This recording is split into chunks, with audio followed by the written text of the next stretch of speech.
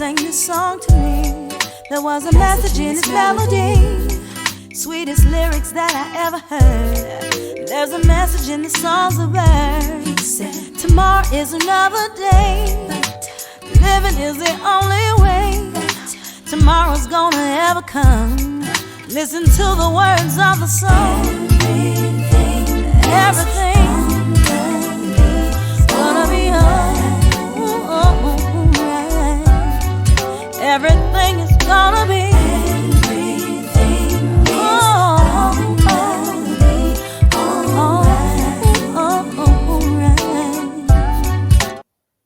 Greetings, I'm Stephanie Wilson-Coleman, known as the Empowerment Doctor, and I want to thank you all for joining me today for today's episode of Empowering Girls and Women to Take Control of Their Life. My guest is absolutely phenomenal. We had a conversation prior to this, and I was all excited, and I just kind of regret we couldn't capture that, but if I can, I promise I'll put it in. So Urmi has actually done something that I think is incredibly extraordinary. She has not only changed her life, but she changed continents to do it. And I think that that's incredibly fantastic. She's going to share how she did that with us, along with her book, Discovering Your Identity. And as everyone knows who watches me, I like to bring programming that will help you to live your life, take control of your life, and live your dreams. As I always say, I don't want anyone else to take their dreams and desires to the grave with them, because I believe that the world is better off once we all start living the dreams and believing what's in our heart. So I'm going to turn it over to Urmi so she can tell us the name of the book, and we're going to talk about how she got in another continent and she's having the time of her life. So go ahead. Thank you, Stephanie, for having me. And my name is Urmi. I am calling from Canada. I am located in Montreal. And I work in the financial services industry. I come from an educational background in finance. And yes, like you mentioned, I did move to Canada. It's been a long time, and I was born and raised in Italy. My parents are from Bangladesh. And besides working in the financial services industry, I also do some side hustling. I did publish my first book this year, which is called Discovering Your Identity. And in this book, I talk about what it means to be a female, especially a South Asian female, and the struggle that I went through because of the cultural differences between the culture of my parents and the culture that I was born and brought up to. And this book is available in Amazon. Anyone can buy it. I also do have a blog as well, which is called myways.ca. And in this blog, I share content about career, public speaking. I give books recommendation. And I also do have a YouTube channel as well, where I talk about public speaking. I had some guest interviews where we spoke about mental health, public speaking. I provide study tips. And it's a channel that is still growing. It's a work in progress, but we're slowly growing.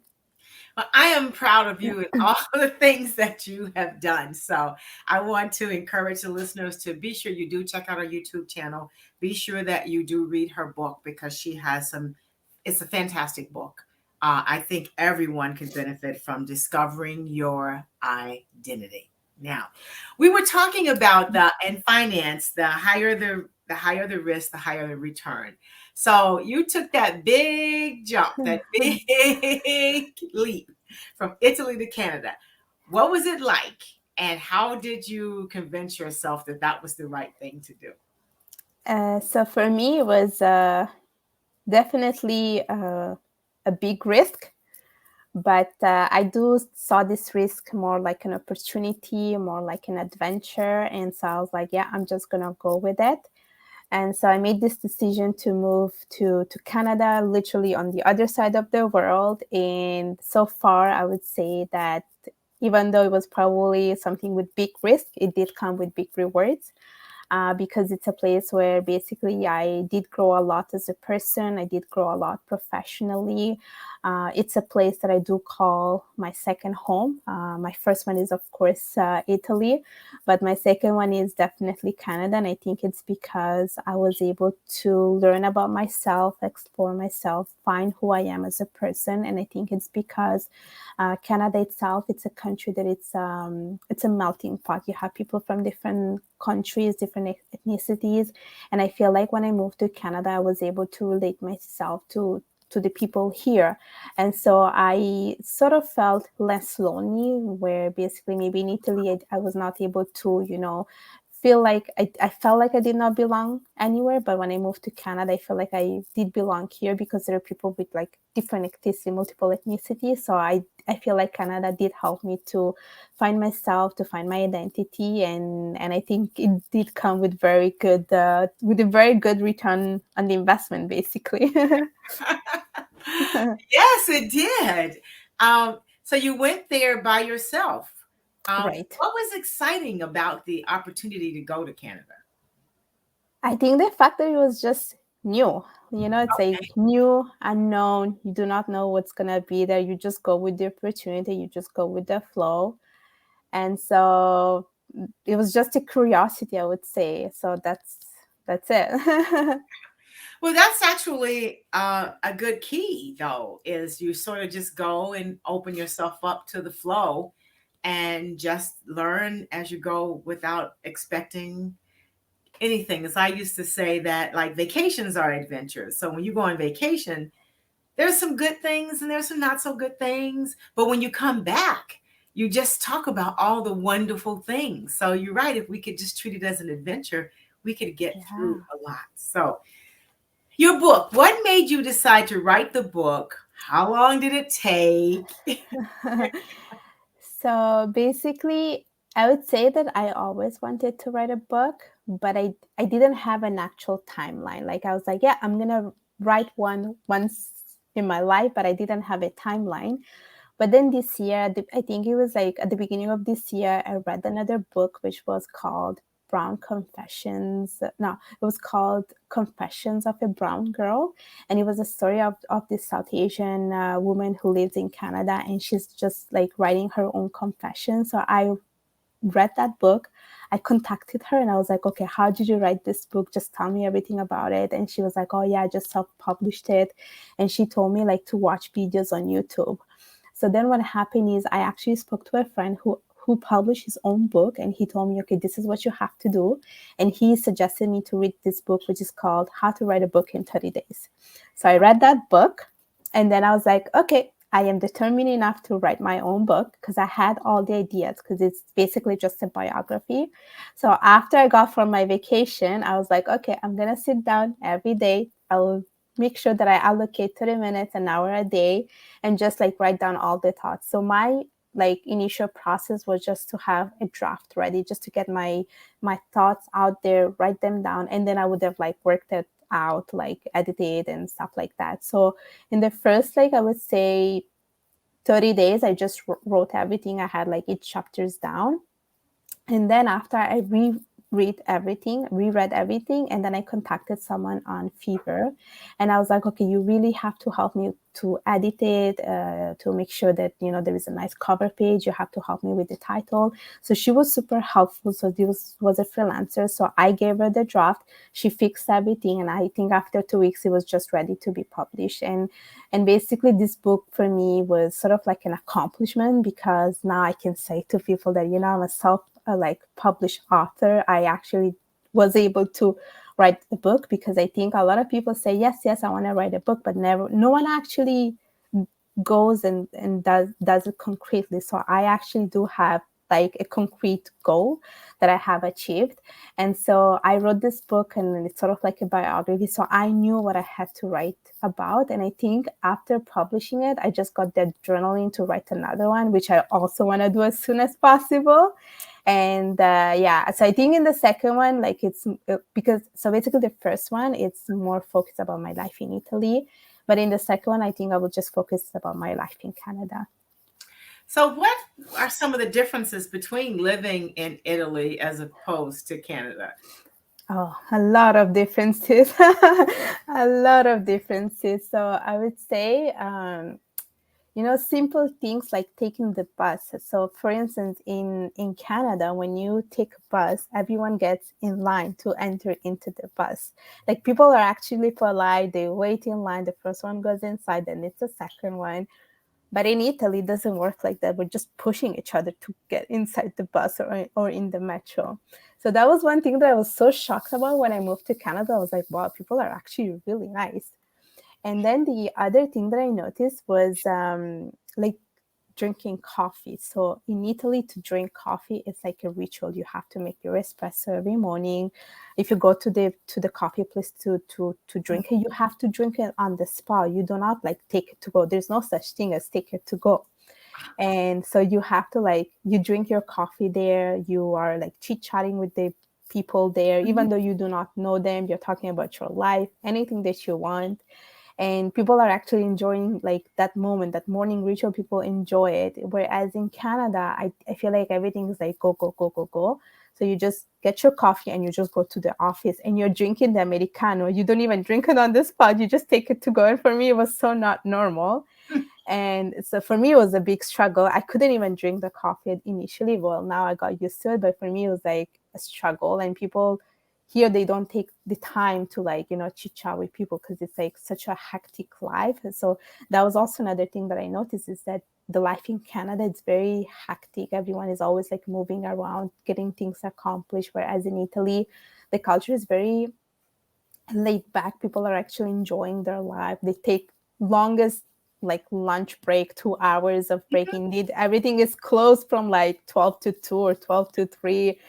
That was one thing that I noticed when I moved to Canada. Or even like having breakfast, for instance, like in Italy, you have coffee and croissant, whereas in Canada, you have a heavy breakfast with like bacon, beans, eggs. Like, I was so not used to it. So there was those little things that just shocked me when I moved to Canada. Well, yes, in the U.S. we have our coffee on the run too, Yes.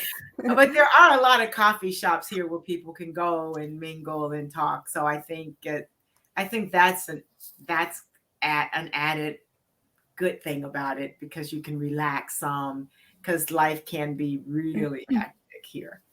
So what are some of the things that you do to relax from a hectic life? So I love to work out. I Okay. And I think one of the things that I love to do is Muay Thai, which is martial arts. Mhm. And I actually started doing martial arts a couple of months ago. I was actually inspired by other women, because there was this other girl that was practicing Muay Thai. And after that, I was like, okay, you know what? I'm gonna try this. So I tried this few classes. It's literally self-defense class, but you do a full workout. And I really enjoyed doing this whole full workout, because it wasn't just for my physical well-being, but it was mostly for my mental well-being. So every time that I would like have a hard day at work, I would just go there, release all my stress, and I would feel so much better. And so this is one thing that I do to relax. And the other thing that I do is actually read a lot of books. And I love reading fiction books that are about mystery or thriller, because they keep you guessing and you just want to like find out who killed who and stuff like that. So I also read a lot of books. And the other thing that I like to do is volunteering, and I do like to volunteer in organizations that support like women's empowerment and gender equality and stuff like that. So now that you're there, do your parents or family visit you in Canada, or do you go back to Italy? So my parents are not in Italy anymore. They actually have moved to the UK. So yes. So I get to visit them in UK now. Oh, okay. Yeah, That's yeah, fantastic. You've got all kinds of I experiences. know. Yeah. So, when you first moved to Canada, what were some of the key things you did in order to be sure that you created a good life for yourself? Because a lot of people do find themselves in situations to where they have to move somewhere, even if it's in the U.S. it could be, I mean, if you move from the south to the north, it's like you moved to another country because things are incredibly different. So Uh-huh. how did you adjust, and what were some of the things that you did? So to be honest, I actually have moved my whole life, like my whole Okay. life. Yes, because even when I was in Italy, we always moved. When I was living with my parents, we actually moved from the south to the north, and then we moved to the UK. Then we came back to Italy, and then I moved to Canada. So for me, it was always like I was almost used to it. Like even when I moved to Canada, I was almost used to like changing places and making new friends. And of course, I think that when you start from the scratch, it's hard. It's hard because you have to like meet new people. You have to get adjusted to the place. You have to learn about the culture. But I think for me, like when I moved to Canada, I actually enrolled to university, and even initially it was hard for me because like even when I met people, I met people from different cultures, and this was something that I was not used to it because in Italy we do have a lot of immigrants, but we're not this many as in Canada. So all my friends, for instance, were Italian when I was in Italy, and when I moved to Canada, all my friends were pretty much everything Okay. but Canadian, for instance. Like I had people from Vietnam, I had people from India, I had people from like South America and stuff like that. So it took me a while to actually like appreciate different cultures and understand different cultures. So for me, it was it was a learning process. And I think it took me a while to like find myself, but I think I was able to really like adjust after a couple of years. Like it probably took me like 3-4 years, and it was a big adjustment because I had to like learn everything, learn the way people live in Canada. Um, and it was hard, but I would say that I still like made it through, and it was just by doing the things that I love, like going to university. Like initially, for instance, I didn't know what I wanted to study. I struggled to find my own major because I wasn't in finance. I was in international business, and then I switched to finance. So that took a while for me to understand, like, is this what I want to do? And then I remember I struggled a lot when I had to find a job. And I was like, yeah, I have no experience. I have no Canadian experience. And that was a struggle too. And we live in Montreal, so it's bilingual. You have to speak two languages if you want to work in the field. So that was another thing that I never had to experience. So that was like a language barrier.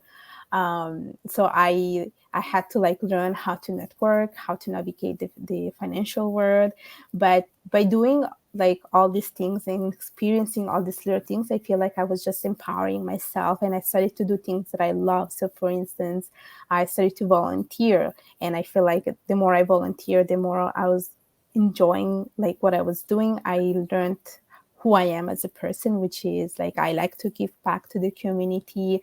I realized how much I actually enjoy doing public speaking. And so all these little things, I feel like they were little steps that just helped me to like empower myself and to actually learn myself. And it took a while, I would say. I would say it really took a while, but everything just gave me, I would say everything just made me stronger and made me the person that I am today. And I feel like I can say I am like a very confident person, and I feel secure. So So this public speaking. So how did you get into the public speaking? And do you remember what your first engagement was like? oh my gosh, yes. So because I was in a business major, we had to do like presentation, and I remember it was awful. All the presentations were terrible because I wasn't quite sure what I was doing. I was just delivering a message, just repeating whatever I memorized. And one rule about public speaking is you never memorize. And I used to memorize, and I remember that like when I used to speak in like classes presentation, like it was terrible. And then I attended this club which is called the Toastmaster Club. I don't know if you're familiar with it. I attended that one. And so I remember I attended my first Toastmaster Club back in 2015. But the problem was that when I enrolled to the Toastmaster Club, I enrolled for the wrong reasons. It was more because I wanted to have something like extracurriculum in my curriculum. And then after that, I was like, you know what? I'm gonna stop with public speaking. After 8 months, I left Toastmaster, and actually, I went back in 2019. And this time, I went back for the right reasons. And this time, when I went back, I told myself that I want to deliver a TED talk eventually. So I have to make sure that I know how to deliver speeches in front of a big audience. So I went back in 2019, and I remember when I was called to deliver a speech the first time, it was a disaster because I wasn't quite sure what I was saying. I was just saying a bunch of informations. And I remember feeling super nervous, super scared. And then I know I made myself a fool in front of the audience, but I was like, you know what? It's okay. It's an adventure. It's a risk that I have to take because it will come with good rewards. And so, even though it was very embarrassing the first time, I still went back. And I know the second time was embarrassing as well. I went back the third time. It was embarrassing, but every time it was becoming less embarrassing and I was becoming a bit more confident. And so it has been 4 years that I'm part of the Toastmaster, and it just helped me tremendously in the sense that, first of all, I enjoy going to this public speaking club because of the people there. We have a very strong network of people that are very supportive and encouraging. They're there to help you. And since I've been there, I feel like people saw something in me. So they always encourage me to be like the president or the VP of education. So I was the VP of education for 2 years, and now it has been 2 years that I'm the president. And I was able to work on my leadership skills. And I feel like I was able to transfer these skills in other parts of my life. And then the other thing is that one thing that they teach you at Toastmaster is that you have to know how to um, do impromptu speeches. And I feel like impromptu speeches help me to handle all the podcast interviews that I've been doing. And so it has been so like rewarding, that experience. And I love being at the Toastmaster Club because I think public speaking, it's a skill that you have to cultivate. I think everyone has some sort of public speaking skills, but you really have to like cultivate it. You have to work on it every day. You have to practice it. And I think every woman needs it because you just show like the world that you are able to speak up for yourself and be the advocate of yourself. So I think public speaking is a skill that every woman should have. So, what are some of your favorite topics when you are doing public speaking? You know what? I usually like to I usually like to make everything very personal. Like I like to have story. I would say I'm a storyteller. Okay. And this is one thing that I do like to talk about in every topic that I have done, because basically at the Toastmaster, you have sort of like a pathway program, and you have like project that you have to complete. So each project, they tackle a specific skill, and they tell you, okay, talk about this moment in your life. So you have to have like a story. So what I like about those is that you always have, when you have a story, you're just able to connect easily with the audience. You're able to like, have people relate to you. And I think stories are always so effective because people can be like, oh, okay, this happened to me, and they're more willing to listen to you. So stories are probably one of the things that I do like to talk about. Oh, that's fantastic. So, uh, do you do a lot of speaking on the circuit in Canada? Uh, to be honest, not yet. Not yet. So, not yet. Um, I would say that, well, I do most of my speaking at the Toastmaster Club because we Okay. have these weekly meetings and we have to like speak every Right. week. I did get approached by people to actually do some events where I have to speak for a different organization. I was actually invited to do that. So they haven't yet happened, but they are there in progress, I would say. Oh, fantastic. That's just wonderful. Great. So, what else are you working on? I know you mentioned you've got another book that you have been taking notes on. So, and will that book be similar to discovering your identity, or a little different maybe? So it's still gonna be a biography, the second book. I have the idea, but I haven't really started writing it. I think I'm gonna wait a couple of months before I start the whole writing process. And I think it was just basically, yes, I will speak about finding your identity and stuff like that, but I think I will speak more about being a South Asian woman, because I think it's something that is very close to my heart, because especially in a society where there's a lot of double standards, I do like to raise this type of concerns, and I do want to bring the attention of that we should have a world which is more like equal, where we have equality. So I do want to promote that more in my book, and I just want to bring awareness. So it will be more about bringing awareness. Yes, in the world, we do need awareness, and women do need equality.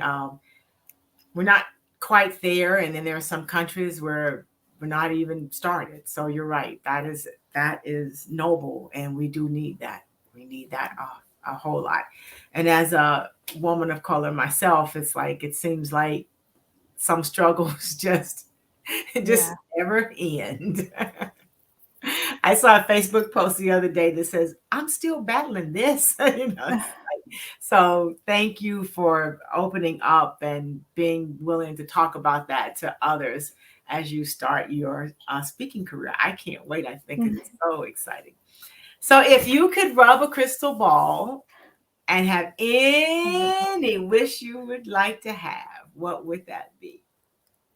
Oh gosh, that's such a difficult question. Ah, That's so well, you can have difficult. more than one thing too. Yeah, I won't limit Oh, you to one. I that's think that's so unfair. difficult. That's such a difficult question. But Ah, if I say it, is it gonna come true or not? I don't know. That's why I'm not sure if I should say. I mean, I do have a lot of things that I want to accomplish in my life, but I think if there is one that I can say right now is like I wish I could go to Bali. This is probably something that it's attainable and feasible, but it is in my to-do list. It's in my wish list, and I think one of the things that I do want to do in my life is to go to Bali and just have a very like peaceful moment there. I feel like I just want to. I think it's a place where you just find peace in yourself. That's one thing that I would like to do. And I think I would like to do some humanitarian work in Bali and in some like South American countries. That is one thing that I would want to accomplish in life. It's just to do humanitarian work in like different countries. Oh, that's fantastic. Yeah. And because you did move from one continent to the other, so you do know how to navigate around in other countries. When I went to Italy, I had a great time. God, did I? I had a great time. And I did notice. I says, "Are they sure they're not Chicagoans or just like in a hurry for some reason?" So, as you think back over some experiences that you had, um, how have they helped you become the person that you are now?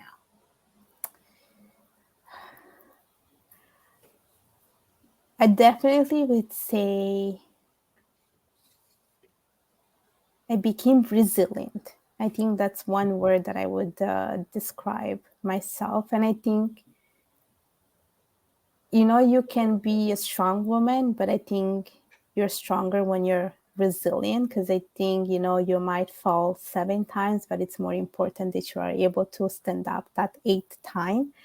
And I think this is one thing that would describe who I am today, because I did have a lot of setback a couple of times for various reasons, but I like how I turned out to be as a person, because I could have just shut down and not be out there and just, be in my bubble, be inside my comfort zone. But I'm glad that I stepped out that comfort zone. I opened the door and decided to try new things, because I think I became stronger, confident, and but most importantly, I became a very resilient person. That's fantastic. That takes looking life as an adventure to a whole new level. So that is fantastic.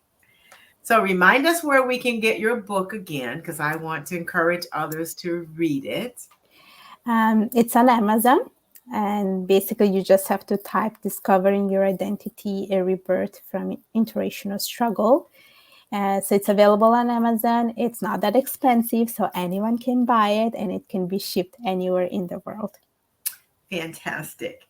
Now, the interracial struggles from countries to countries, have you found that some are worse in other countries than some other countries, or is it kind of the same?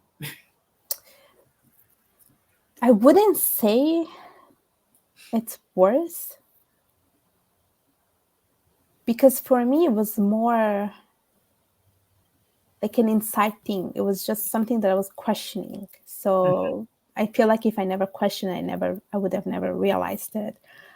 But is it different from country to country? I don't think so.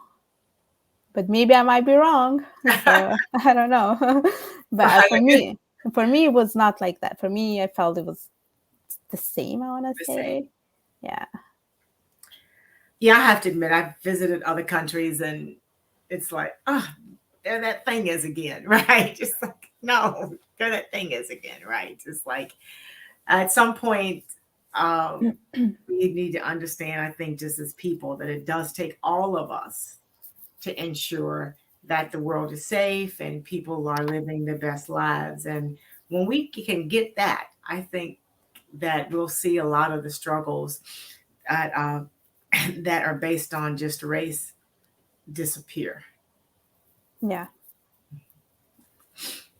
So you're working on your next project. So do you, after the second book, do you feel a third book happening? You know what? I didn't even think I was going to write a second one. So who knows? Maybe I might write a third one. I mean, I do enjoy writing, like reading books. So I might just go ahead and write as many as I can. I mean, I just feel like the fact that we can self-publish books, it just makes it so easy. You know, like anyone can go ahead and publish a book. You don't need to go to an actual publishing company to publish a book. So I feel like it's much more feasible right now, and I feel like it makes it much more accessible to other people, which is the thing that I like. So I do definitely think that I will definitely write a second one, and it's just for my own accomplishment and just be like, yeah, I wrote a second one. And I definitely do have other things in plan. Like I want to be able to create courses in Italian because I want people to learn Italian, for instance. And I also like have Italian, like I tutor in Italian as well. So those are some of the things that I do enjoy. Okay. And then the other thing that I told you, that I want to do some humanitarian work. So for me, one of the things that I would like to do is go to like a South American country or like in other parts of the world and actually teach Italian or teach English to kids. That would be something that I would like to do. I feel like I see myself doing it. So. Oh, that is fantastic. Well, you've moved from one continent to the next, so you may as well go to the next continent. Yeah, who knows?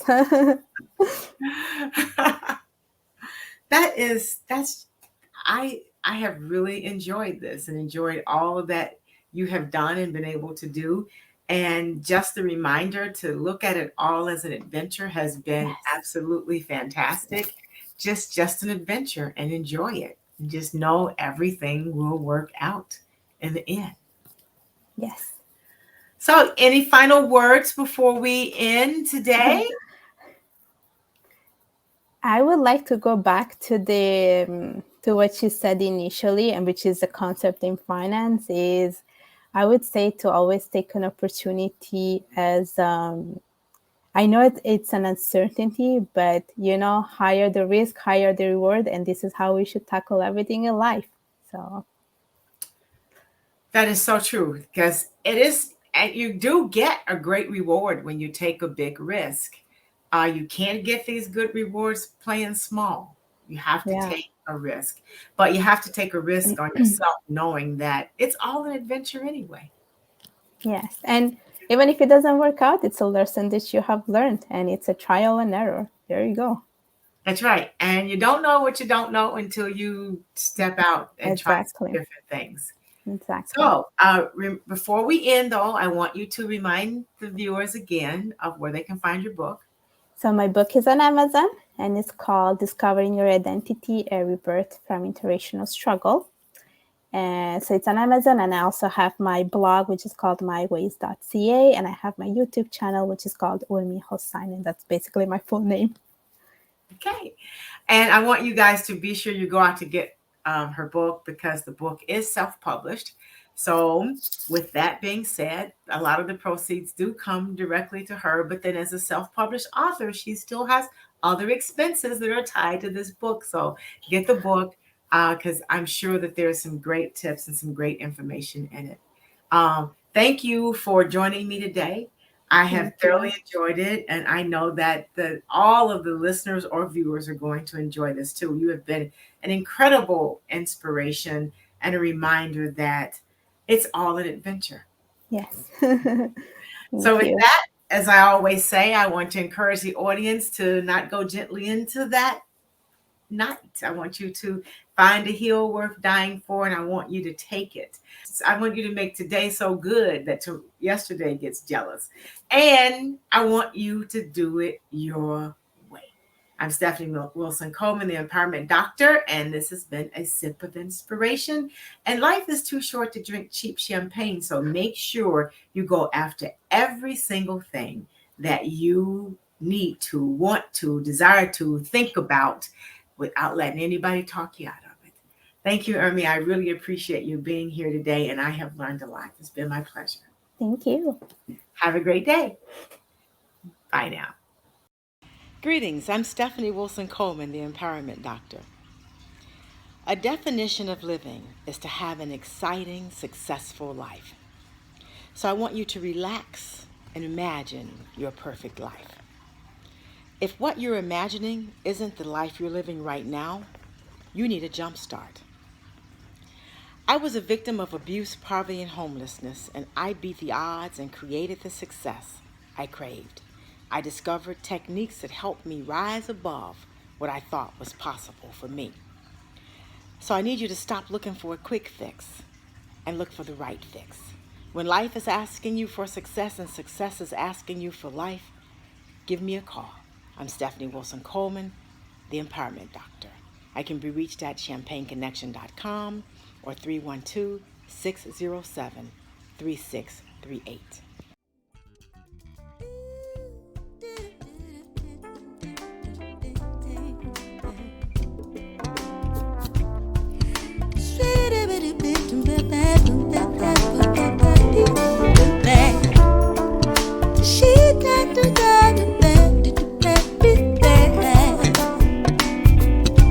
Life's too short to drink cheap champagne, so I decided to buy me a better brand to taste with my strawberry